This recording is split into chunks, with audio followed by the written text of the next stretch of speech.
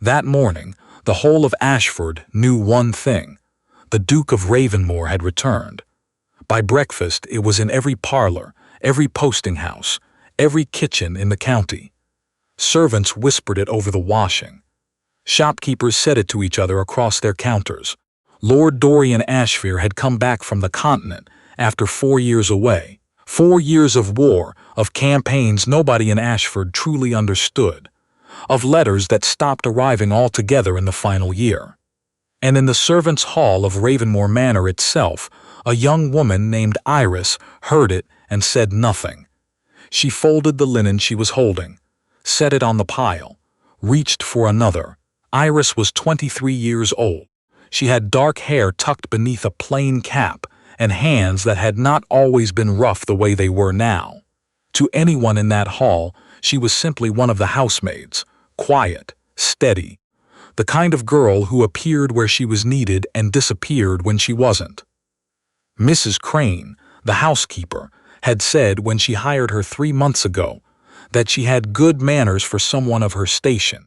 Iris had thanked her and looked at the floor. She had reasons to look at the floor. Ravenmoor Manor had been her family's house, not hers. Not exactly. She had no legal claim to say so anymore, and she understood that perfectly well. But she had grown up in its east wing, in a room with a view of the elm tree her mother had planted. And she had learned to read in its library, and she had been 10 years old when her father died, and everything began to come apart. Her father had been the previous Earl of Ravenmoor, a good man, a careless man with money. After High died, the debts surfaced, one after another, then all at once, and what remained of the estate had been absorbed by the dukedom, the title extinguished, the family reduced to the kind of quiet poverty that no one discusses in polite company. Iris's older sister, Philippa, had married a solicitor in Bath and built a comfortable, sensible life. Their mother had followed her there. Iris had come back. She couldn't have explained it simply. She told herself it was because she needed wages. And Ravenmoor was close, and she had heard they were taking on staff. Those things were all true. But the fuller truth was something she hadn't spoken aloud to anyone. She needed to see if what she remembered still existed. The library, the elm tree, the long corridor on the second floor where the floorboards creaked in the same 2 places they always had. She needed to see if the house still knew her, even if no one in it did. And now the Duke had returned. Dorian Ashford had not been a name she knew growing up. He was older, of another family, from the northern part of the county. She had met him twice, perhaps 3 times, at the kinds of formal occasions where children stood in the background and were expected to be quiet. She remembered a tall young man with dark eyes that moved quickly around a room, taking stock of everything. She remembered thinking he seemed like someone who was always listening for something others couldn't hear.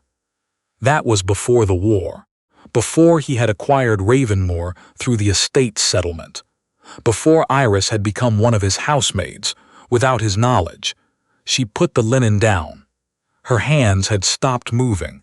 The head footman, a young man named Perrin, who talked more than was useful, was saying that His Grace would arrive before supper, that there were to be no formal preparations, no assembled staff. He had written ahead to say so. He wanted to come back quietly. Iris thought, yes, that is what people say when they don't yet know how much has changed. He arrived at 4:45, when the light was going gray and the elm tree in the garden cast a long shadow across the gravel. Iris was not in the entrance hall. She had made sure of that. She was upstairs in the east corridor, carrying fresh towels to the guest rooms. She heard the door below, heard footsteps, heard Mrs. Crane's voice, formal and welcome. She stood still for a moment in the corridor.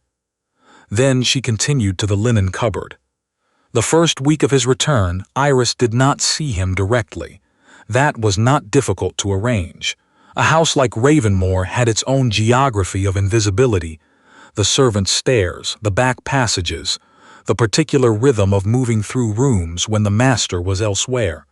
Iris had learned it in 3 months. She used it now. But she heard him. She heard that he rose early and walked the grounds before the rest of the house was awake. She heard that he took his meals alone and did not invite callers. She heard from Perrin that his Grace had barely spoken since his return. Short answers, polite enough, but closed. Like a man still listening for something that had already stopped. On Thursday, she was in the library. She had no reason to be there at that hour. The library was not her assigned area, but Mrs. Crane had sent her to retrieve a household account book left on the lower shelves. And Iris had taken perhaps slightly longer than necessary, because the library was the room she had loved most, and being inside it still felt like breathing after being underwater. She was on the lower shelf, her hand on the spine of the account book, when she heard the door open. She stood up. He was standing in the doorway. He had not expected anyone to be there. That was clear. He stopped. He was different from what she remembered, and the same. The height was the same, but his face had changed, not aged exactly, but marked. Something behind the eyes that hadn't been there before, a kind of stillness that looked less like peace and more like a door that had been bolted from the inside. She curtsied. "Forgive me, Your Grace. Mrs. Crane sent me for the accounts. I'll be out of your way." She moved toward the door. "You may stay," he said. She stopped, turned slightly. He walked to the desk and sat down, pulled a letter from his coat, did not look at her again.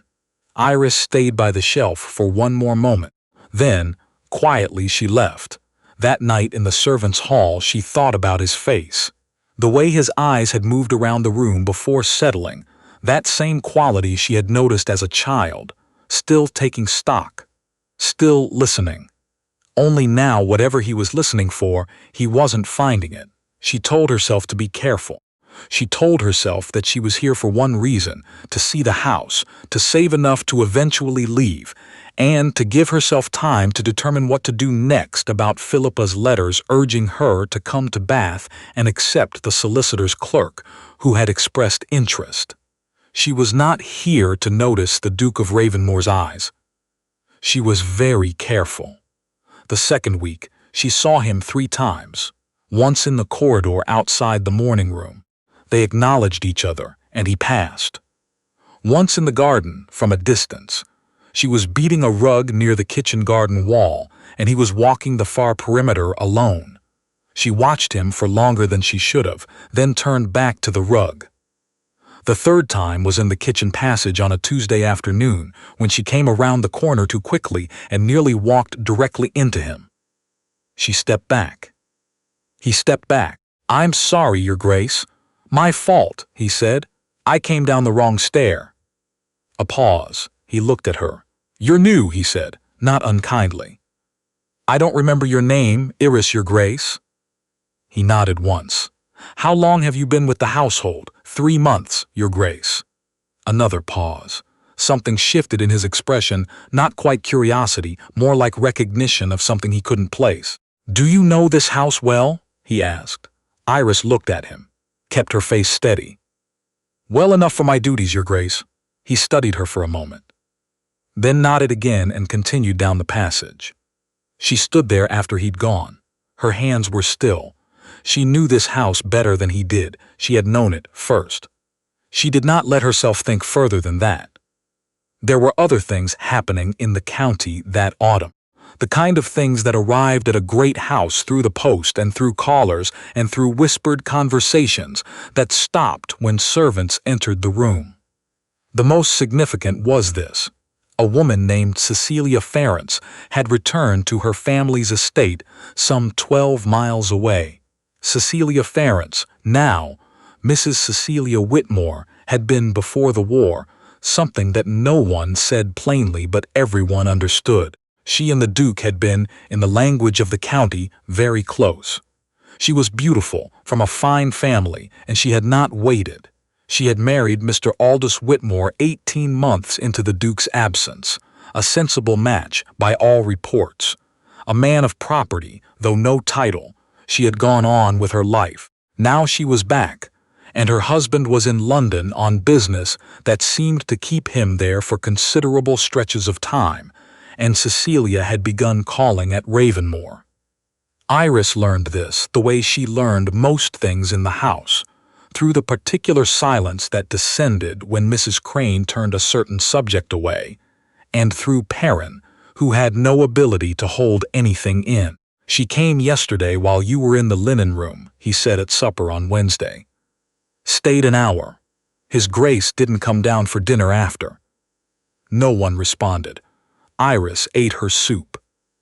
She thought about what that must feel like, to come back from 4 years away and find that the life you had been holding in your mind had simply continued without you, to find that the person you had thought of through all those long months had rearranged themselves around your absence.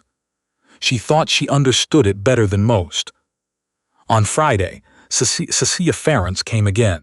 Iris happened to be polishing the andirons in the front sitting room when she was shown in. Mrs. Crane apologized and asked Iris to finish later. Iris gathered her things and was moving toward the door when Cecilia Whitmore walked through it.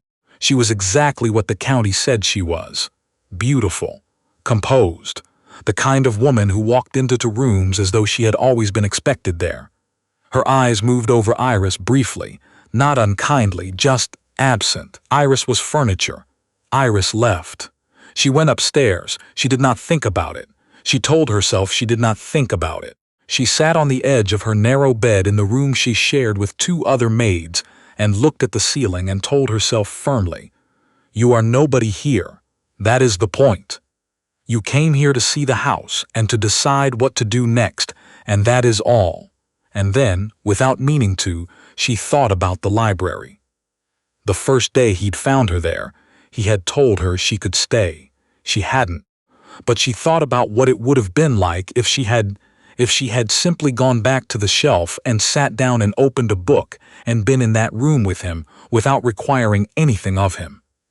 The way it used to feel as a child to sit in that library alone, full and quiet and sufficient.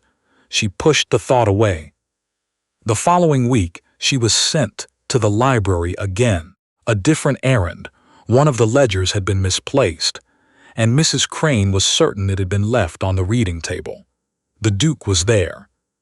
This time she had known he might be. She had half-formed a plan to look through the door first and come back later if he was present. But the door was ajar, and she was moving too quickly, and she was already inside before she had made any decision at all. He was at the window. He turned when he heard her. "Your Grace." "I'm sorry." The ledger. "Take it," he said. She crossed to the table. The ledger was there. She picked it up. She should have left. Instead, she paused at the shelf nearby because there was a book there.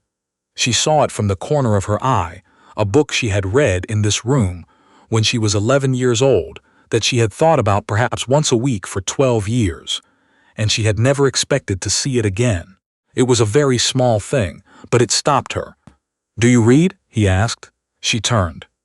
He was still at the window, watching her. "When I have time, Your Grace." "What were you looking at?" A pause. "A book I recognized." She hesitated. "Then, because it was the truth, I didn't expect to see it." "You've been in this library before?" Something tightened in her taut chest. "Only for the household duties, Your Grace."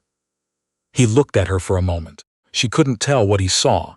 "Take it if you like," he said, "when you have time." Iris stood very still. "That's thank you, Your Grace." She took the ledger and left.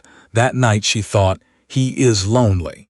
Whatever happened in the war, whatever happened with Cecilia Whitmore, whatever he had hoped to find when he came home and didn't, he is sitting in that house the way a man sits in a room that has lost its heat, and he hasn't yet worked out how to make a fire. She understood that feeling. She had been living inside it for 3 years. The trouble was that she had no right to say so. Cecilia Whitmore came a 3rd time. Then a 4th. After the 4th visit, Perrin reported at supper that His Grace had been seen in the garden alone at 10 in the evening, which was unusual. Mrs. Crane said that was not a proper subject for the supper table, and the conversation ended. Iris had been eating quietly. She said nothing, but she had seen him from the upper hall window.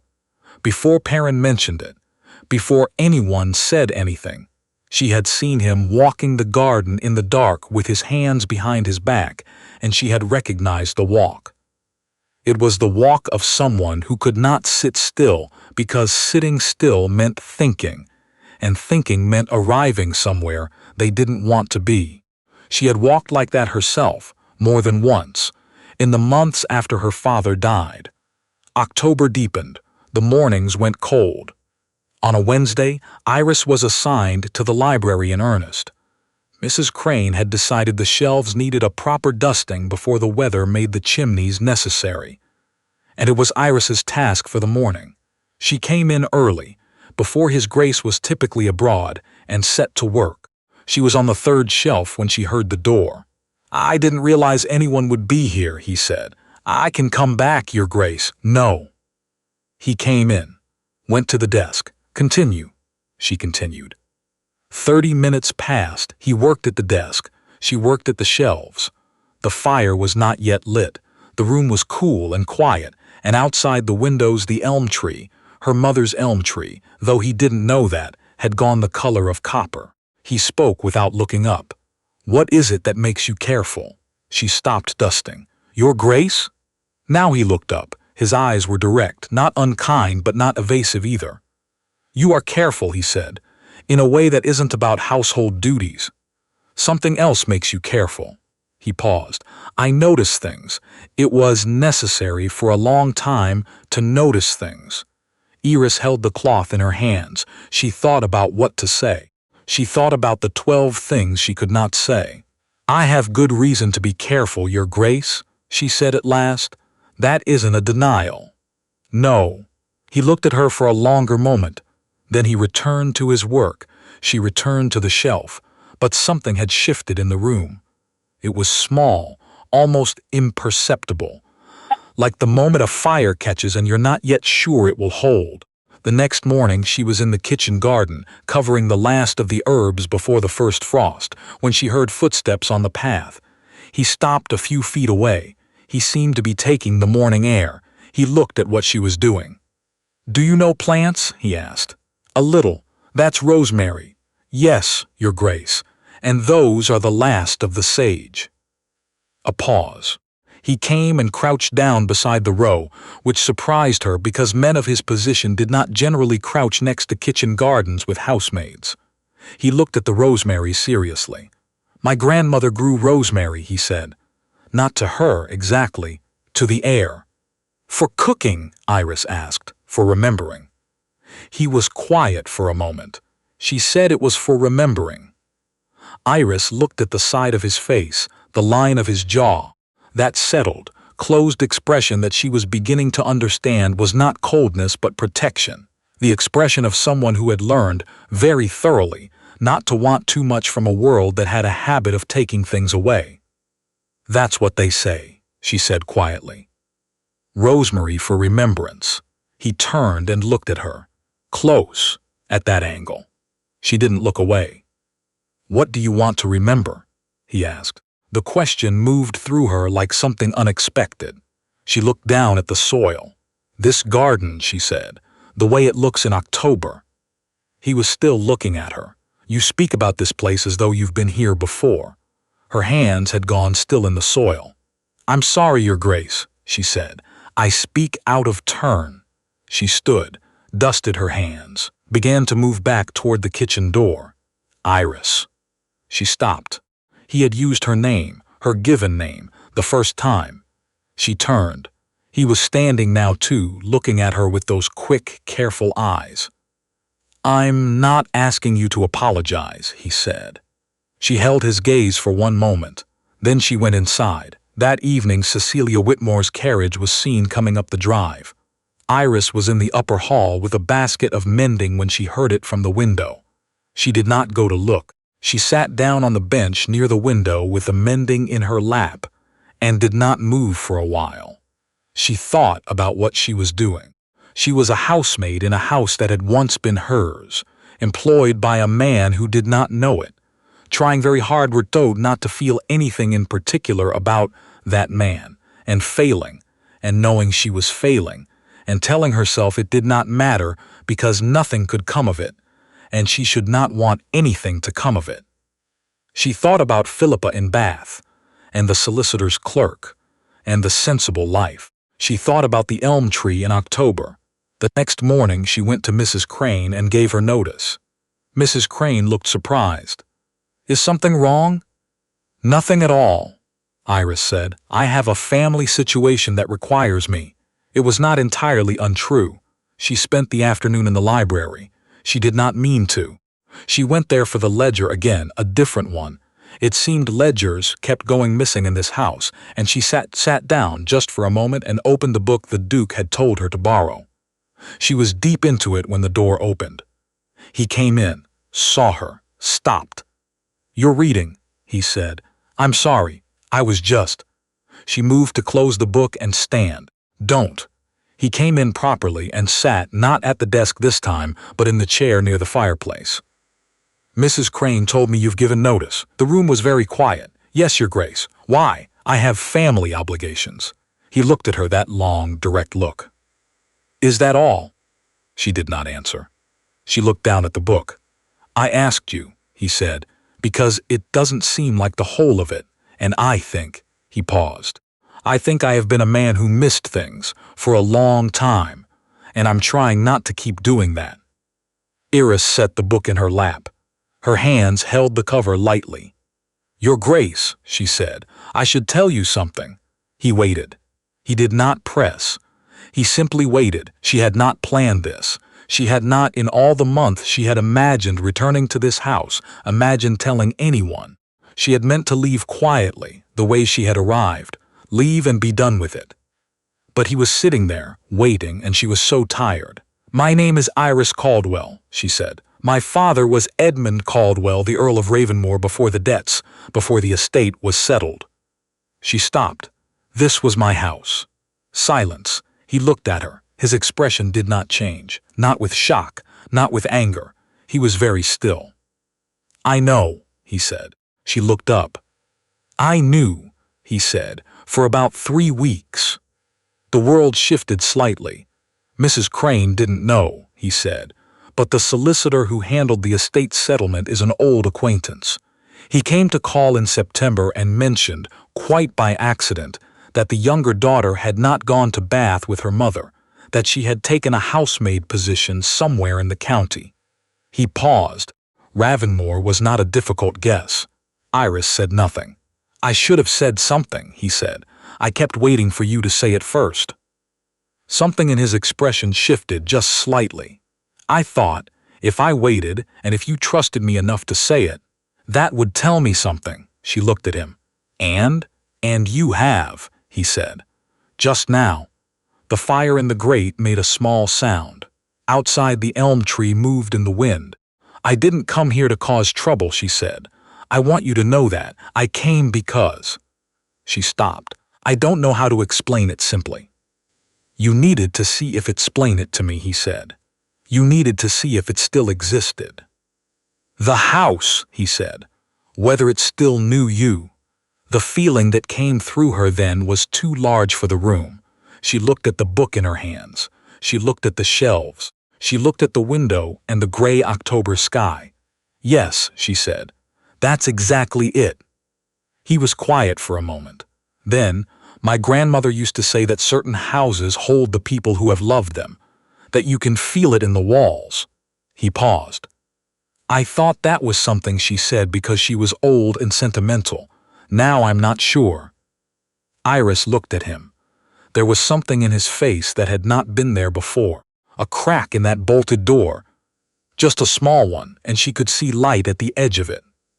"I gave notice," she said. "I'll still go." "You don't have to." "I think I should." He nodded slowly. He did not argue. He seemed to understand that there are some things a person has to decide for themselves, without being asked to stay. She left Ravenmoor 4 days later. She went to Philippa in Bath. She told her sister the truth, some of it, enough of it. And Philippa listened and then said, with the practicality of a woman who had rebuilt her life from rubble. "What do you actually want, Iris? Not what you think you should want."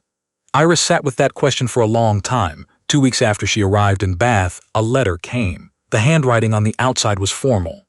The address was correct. She opened it.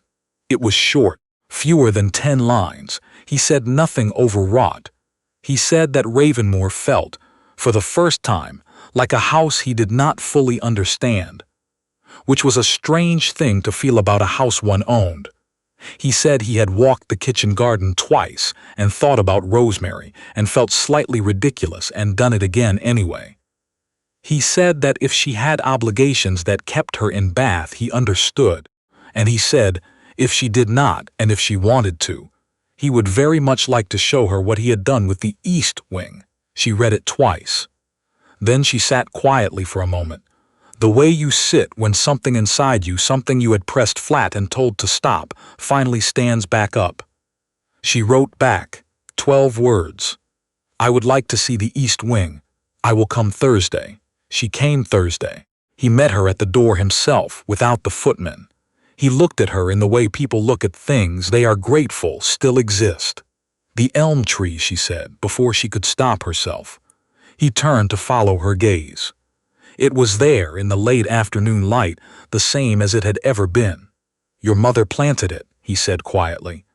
"I know. The solicitor told me that too."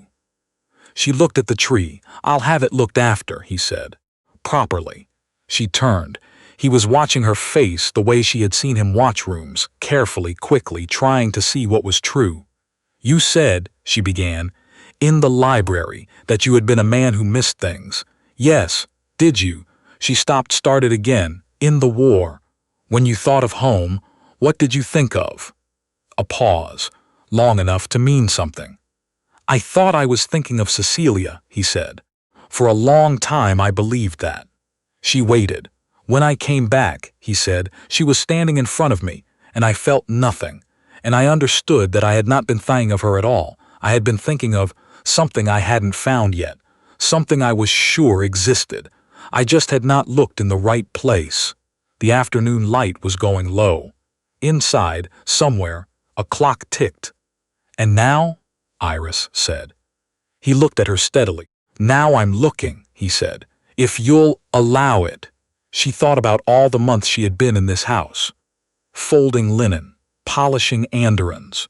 Carrying ledgers didn't need carrying back to a shelf she had stood at when she was 11 years old. Telling herself to be careful, telling herself to feel nothing. Losing, gradually and completely, the argument. "I have been here," she said, "this whole time. I was always here." "I know," he said. "I was slow. You were." It was the closest thing to a smile she had seen on him. "Will you stay?" he asked. "Not as a housemaid." She looked at the house, the stone of it in the October light, the elm tree, the east wing window where her old room had been. "Yes," she said, "that winter. Ravenmoor had a new duchess. The county talked about it the way counties talk, with great energy and many opinions, and the eventual decision, by most parties, that the two of them together made a particular kind of sense that was difficult to argue with." She was quiet. He was quiet. They walked the grounds in the morning before the house was awake, and anyone who saw them said there was something in the way they moved beside each other. Not performing happiness, just having it, the way people have it when they stopped being afraid of it a moment too late, and then decided to have it anyway. Philippa came for the wedding. She stood beside Iris in the church and said, very softly, "You look like yourself." Iris looked at Dorian at the front of the church, and he turned at that moment and looked at her, and she thought, yes, that is exactly it. She had come back to see if the house still knew her. It did, and so did he.